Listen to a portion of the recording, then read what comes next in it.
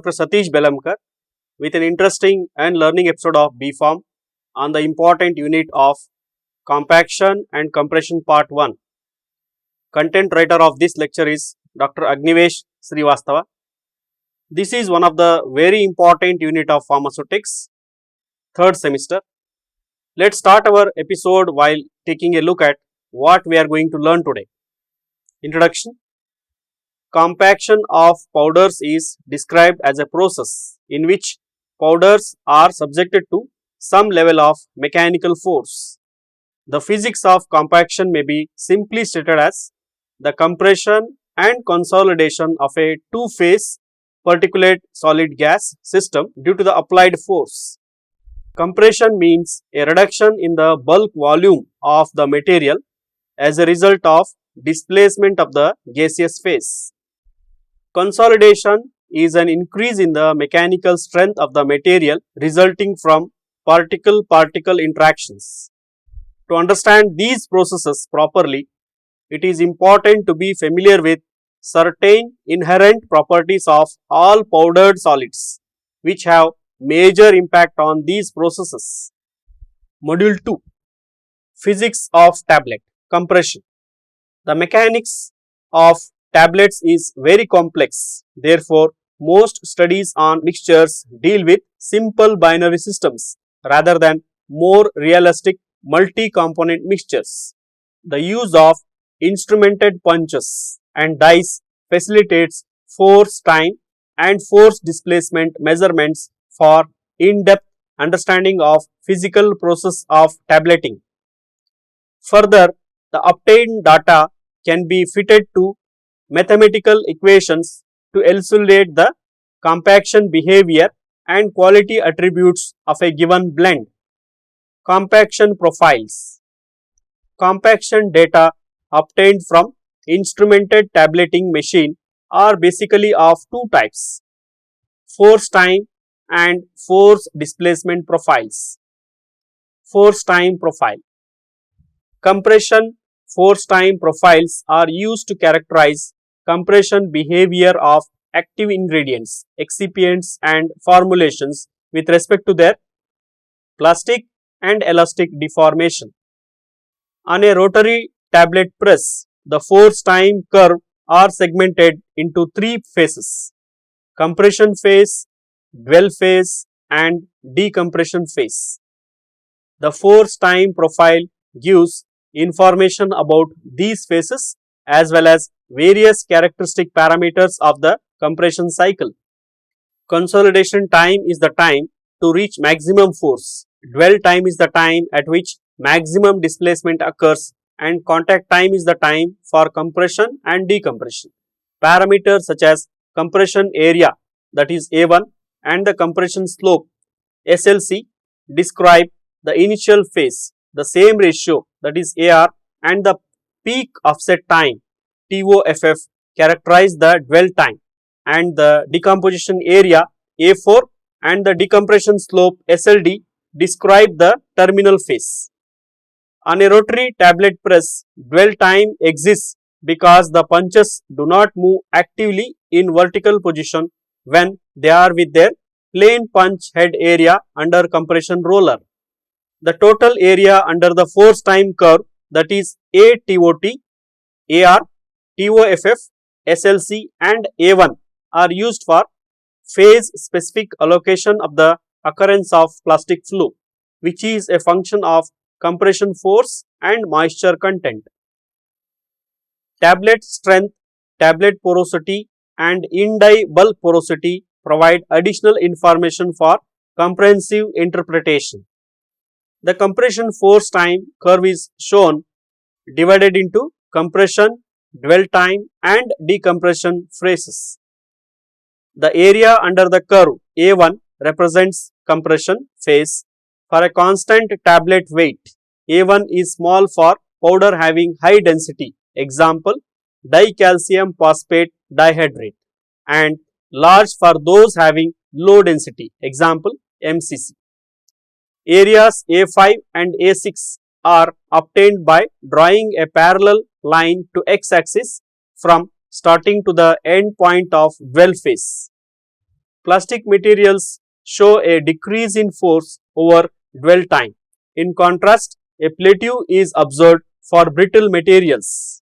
Example, DCP crystalline lactose, and therefore the dwell time coefficient A6 by A5 can be used to measure the plasticity of a powder blend. Force displacement profile. The relationship between upper punch force and upper punch displacement during compression is referred as force displacement profile, has been used as a means to derive information on the compression behavior of a powder and to make predictions on its tablet forming ability. The area under a force displacement curve represents the work or energy involved in the compression process. Different procedures have been used to analyze the curves. One suggested approach is based on the division of the force displacement curve into different regions, denoted E1, E2 and E3. It has been suggested that the area of E1 and E3 should be as small as possible if the powder will perform well in a tableting operation and give tablets of a high mechanical strength. Force displacement curves have some use in pharmaceutical development as an indicator of the tablet forming ability of powders, including the assessment of the elastic properties of materials from the decompression curve. It can also be used as a means to monitor the compression behavior of a substance in order to document and evaluate reproducibility between batches. However, the interpretation of the force displacement relationship in terms of mechanisms of particle compression or compression mechanics is not clarified, which limits the use of force displacement curves in fundamental compression studies.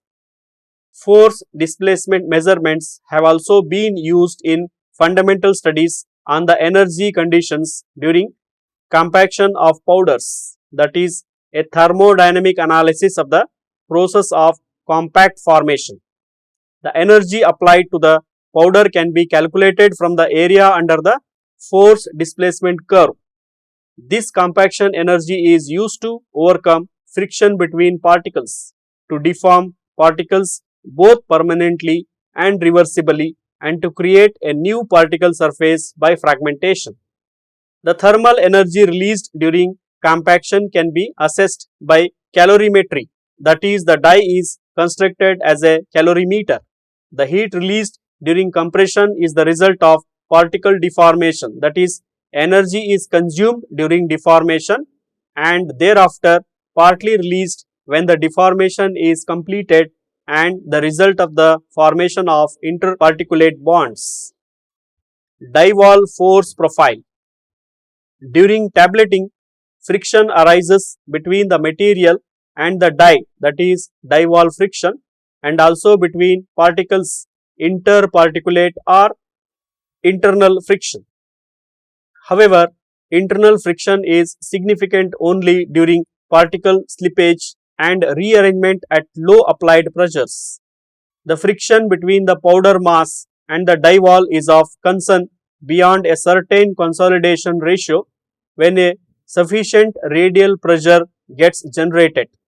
The coefficient of friction related to the tableting process are static friction coefficient, that is mu1, which gives the force required to initiate sliding, and dynamic friction coefficient, that is mu2, which gives the force to maintain sliding between two surfaces. Mu1 is equal to maximum axial frictional force by maximum radial force, whereas mu2 is equal to ejection force by residual die wall force.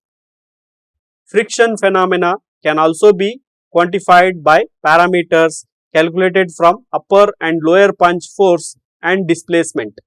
This includes the ratio of the maximum lower punch force to the maximum upper punch force, called the lubrication ratio or R value, and the difference between the lower and upper punch force, FD. Radial pressure is another useful parameter for predicting compaction behavior of pharmaceuticals. The figure shows the force and punch displacement profile corresponding to compression, decompression and ejection. The die-wall force reaches a maximum just after the maximum under upper and lower force, and a constant residual value after upper and lower forces become 0 until the ejection process starts. When it again increases, the residual die-wall forces is the average of values in the constant region at 0 upper punch force with the differences of displacement between upper and lower punch giving a measure of the tablet area contact with the die wall. Residual die wall force depends on deformation behavior of particles under force. For materials that undergo plastic deformation, a large residual die wall force is observed in contrast to lower force for elastic materials as a result of their large relaxation behavior. Brittle materials show medium values of the residual die wall force as a result of considerable fragmentation and a large peak at ejection. The high die wall force during ejection is a sign of adhesion of powders to the die, and a reduction of this die wall force is effective in improving the tableting process. Compaction equations. A compaction equation relates some measure of the state of consolidation of a powder such as porosity, volume or relative volume, density or void ratio as a function of the compaction pressure.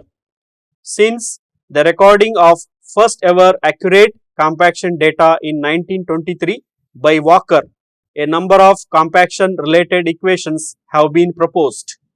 However, the Haeckel and Kawakita equations have been the most commonly used as they relate the physical properties of the materials to applied pressure. Kawakita equation. The basis for the Kawakita equation for powder compression is that the particles are subjected to compressive load in equilibrium at all stages of compression, so that the product of pressure term and volume term is constant. The Kawakita equation is PA by C is equal to 1 by AB plus PA by A. C is equal to V naught minus V by V naught, where PA is the applied axial pressure, A is the degree of volume reduction for the bed of particles, and B is a constant proposed to be inversely related to the yield strength of particles. C is the degree of volume reduction, V is the volume of compact at pressure, and V naught is the initial apparent volume of powder. This equation holds best for soft, fluffy pharmaceutical powders and is best used for low pressure and high porosity situations. Haeckel equation. The Haeckel model provides a method for transforming a parametric view of the force and displacement signals to a linear relationship for purely plastic materials. This makes the Haeckel model a convenient method for interpretation and the most frequently used relationship between relative density and applied pressure. The Haeckel equation is based on the assumption that densification of the bulk powder under force follows first order kinetics. The Haeckel equation is expressed as ln multiplied by 1 by 1 minus d is equal to Kp plus A, where d is the relative density of the tablet, the ratio of tablet density to true density of powder at applied pressure P, and K is the slope of straight line portion of the Haeckel plot. Reciprocal transformation of the slope gives mean yield pressure. Py in die measurements of the tablet thickness give apparent mean yield pressure, and the intercept of linear portion A gives densification of the powder as a result of initial particle rearrangement, that is dA. A is equal to ln multiplied by 1 minus d naught plus b.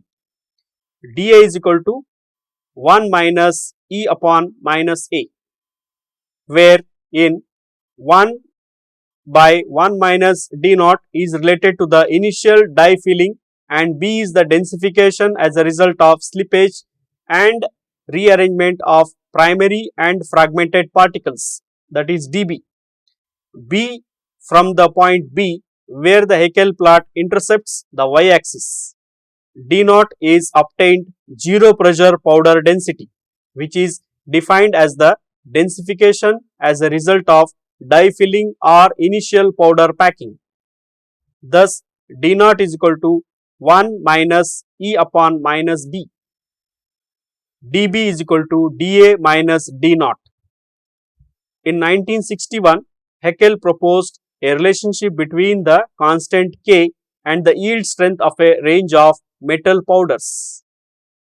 K is equal to 1 by 3 multiplied by S, where S is the yield strength of the material, K is inversely related to the ability of the material to deform plastically. Haeckel studied mainly metal powders and the equation was only meant for materials that compact by plastic deformation. The term 3S is equal to 1 by K is often called the yield pressure. Haeckel parameters have been shown to be more dependent on the compression-decompression cycle than on the size of the die. The image of a typical Haeckel plot derived from relative density and compaction pressure showing region 1 corresponds to particle rearrangement at low pressure, whereas region 2, the linear part of the curve, shows the ability of the material to deform plastically. At higher pressure, region 3 is observed due to work hardening. dA gives densification due to initial particle rearrangement, whereas D0 gives densification due to initial dye filling. Methods used to collect data for Haeckel transformation are in dye or at pressure and out of dye or zero pressure after ejection of the compact. In the in dye method, results can be influenced by an elastic deformation under pressure, which lowers the porosity. Therefore, the out of dye or zero pressure measurement describes powder behavior more accurately and hence is a reliable method for obtaining yield strength and avoiding contribution of elastic deformation. However, the in dye method is still commonly used to derive the yield strength of powders because it requires less time and effort. Although important, a quantitative comparison between these two methods is not available. Three regions for an in dye Haeckel plot may be observed. The first region corresponds to low pressure where the curvature arises from particle rearrangement before a plastic deformation takes place. The second region is the linear part of the plot in the medium pressure range representing material's ability to deform plastically under pressure. At the high pressure region, the curvature has been attributed to work, that is strain, hardening and to a change in crystal density. However, Sun and Grant explained the curve behavior in the last region with an elastic deformation of the powder. This elastic deformation can even lead to a negative porosity and a value for relative density higher than 1. Roberts and Rowe proposed an additional study on the effect of punch velocity to understand the compression process. Strain rate sensitivity was measured according to equation SRS is equal to Py2 minus Py1 by Py2 multiplied by 100, where Py1 is the yield pressure at low speed and Py2 is the yield pressure at high speed. Although Haeckel only applied pressure between 69 and 690 MPa. He postulated that extrapolation of the values to even higher pressures are justified because linearity exists over nearly 80% of the pressure range. Relative density is always influenced by determination of true density, tablet weight and tablet volume. Therefore, data points at relative density more than 0.95 should be used with caution because they can cause deviations from linearity. Coens and Lindberger postulated a modified Haeckel equation which allows the description of the transition between the states of a powder to the state of a tablet. Sigma minus 1 by C multiplied by Pc minus P minus 1 minus Pc ln 1 minus P by 1 minus Pc, where sigma is the pressure, P is the relative density, Pc is the critical density and C is a constant, similar to the constant K in the Haeckel equation. The constant C in the modified Haeckel equation shows high values for plastic behavior and low values for brittle powder behavior. Walker equation. The Walker equation is based on the assumption that the rate of change of pressure with respect to volume is proportional to the pressure, thus giving a differential equation. Log P is equal to minus L multiplied by V upon V naught plus C1. 1 upon D, C1 is constant. The coefficient L is referred to as the pressing modulus. The Haeckel and the Walker equations transform the relative density in a different.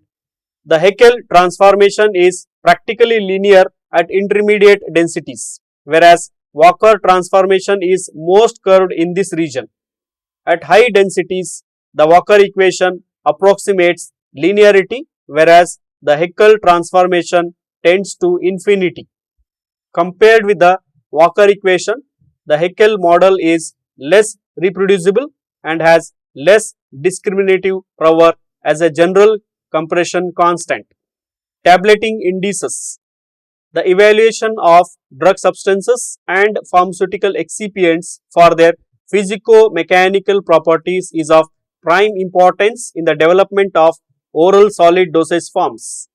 Apart from tensile strength and porosity pressure relationship, another approach to characterize the properties of compact is by dimensionless Heinstadt's indices, which gives insight about relative tableting performance of materials.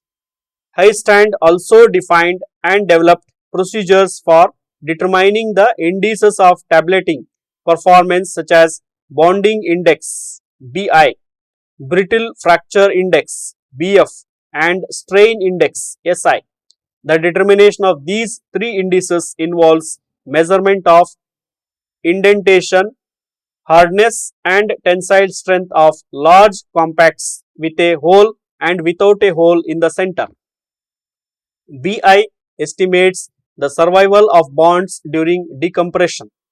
Materials with higher BI form stronger compacts which survive the die-wall and ejection forces. Conversely, materials with low BI may produce friable tablets. The values of BI generally range from 0 to 0.4. BFI indicates the ability or inability of material to relieve localized stresses within the compact by plastic deformation. A BFI of 1 would correspond to purely brittle material, whereas a 0 value indicates that stress at the hole had been completely relieved by plastic deformation. Materials with high BFI would be less able to relieve stresses during decompression and ejection and therefore be more susceptible to capping and lamination. Problems crop up when BFI is 0.8 or more.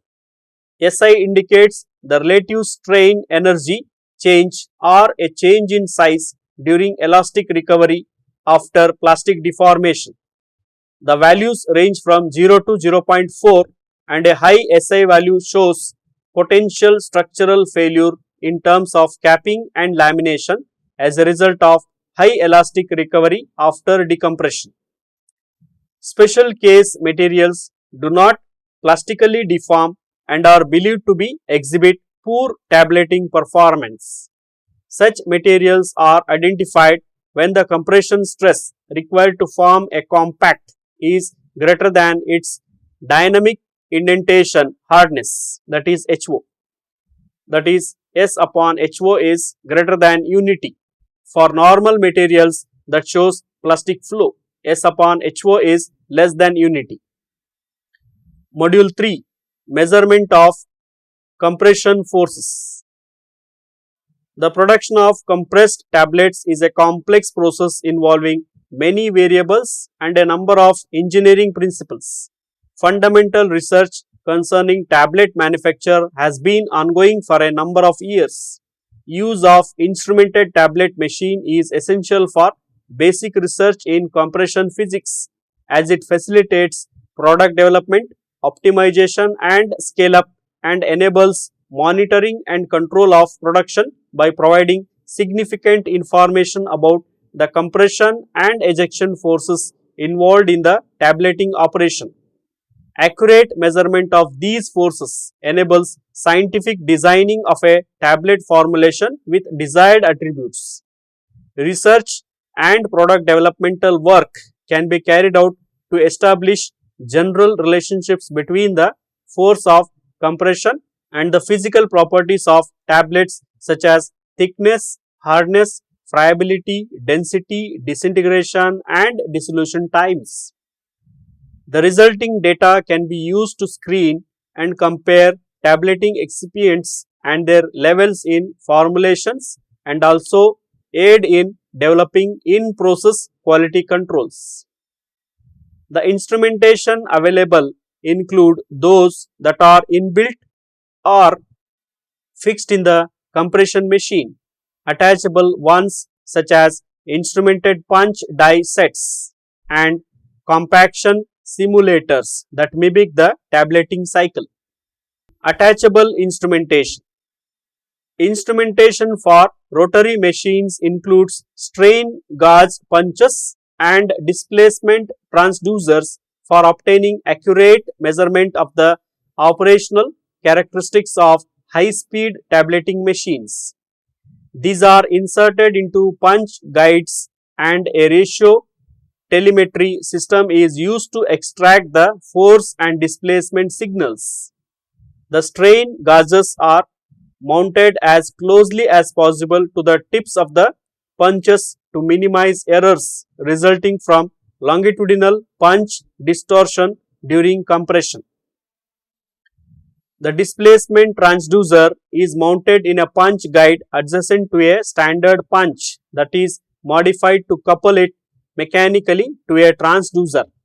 The battery powered transmitter rotating with the turret and combined with an aerial bonded to the circumference of the turret sends the signals to a receiver mounted on a tie bar of the machine.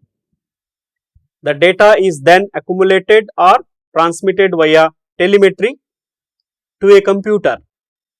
Several instrumented punches having strain gauges and other built-in instrumentation such as portable press analyzer, example Spaman OA Finland, Director SMI Inc. New Jersey USA, Prester Metropolitan Computing Corporation New Jersey USA are available commercially. Such devices are versatile enough to report compression force and punch displacement or acceleration. The instrumented punches are limited to one size and shape of tooling and limited to one station compared to the roll pin instrument that reports data for all stations and any tooling. Prester is a versatile instrument designed to mimic a punch force displacement profile and gives choice of interchangeable pre-compression or compression rolls and can fit different sizes and shapes of tooling to mimic the loading pattern of any tablet press. SMI punches report measurements in terms of punch acceleration, but that cannot be integrated to produce a true punch displacement signal because the integration constants 0 point velocity are not known. Attempts to calculate displacement from acceleration have not yet been validated. Fixed instrumentation.